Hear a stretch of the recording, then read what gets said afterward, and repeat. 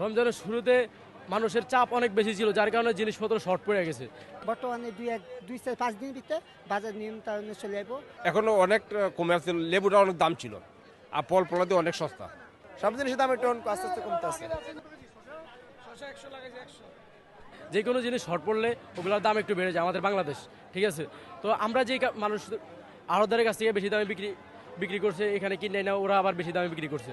তো এখন একটু সীমিত দামে কিনতেছে, সীমিত দামে বিক্রি করতেছে। বাজারে মানে আমি দেখলাম যে 800 কিস্তে যে রমজানের বাজারে শসা বেচি 150 140, এবার মনে করেন তেমন বাজার শসার দাম হয় না। এবার হাইস বাজার 100 টাকা কেজি গেছে। গতকালকে 100 টাকা কেজি বেচি ক্ষীরা শসা, আজকে 80 টাকা কেজি ক্ষীরা শসা।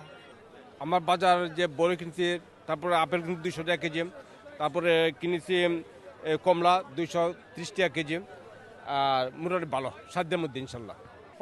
প্রথম রোজার মধ্যে একটু দাম বেশি ছিল, এখন একটু দাম কম আছে। যেমন প্রথম রোজা আমরা শসা বেচে 120 টাকা কেজি, এখন মাত্র 100 টাকা কেজি।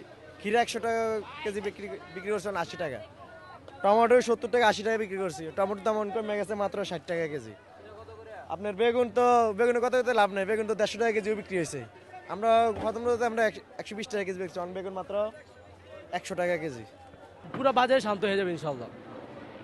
রমজান মাস আসছে, সবাই ব্যবসা করতেছে, বাট আমি ওদেরকে দোষ দিব না। যারা এই যে বাজারে ব্যবসা করতেছে ওদের কোনো দোষ নাই, ওরা বেশি দামে কিনা তারপর বিক্রি করতেছে। ওদের কিন্তু এই কয়েকদিন ওদের অনেক লসও হয়েছে, ঠিক আছে। এমনও মানুষ গেছে যারা লেবুর ব্যবসা করছে, তারা বেশি দামে কিনে না, ওই মালগুলো মানুষের কাছে বিক্রি করতে পারে নাই, কারণ ওই মাল মানুষ কিনে নাই, এত দাম দেখে মানুষ কিনে নাই, এখন তো কিনতেছে। লেবুতে কথা গেলাম না, লেবু মনে করেন 100 টাকা 120 100 140 বিক্রি হয়েছে। অন লেবু মাত্র 50 টাকা হালি বিক্রি করি আমরা, ইনশাল্লাহ আরো কমবো।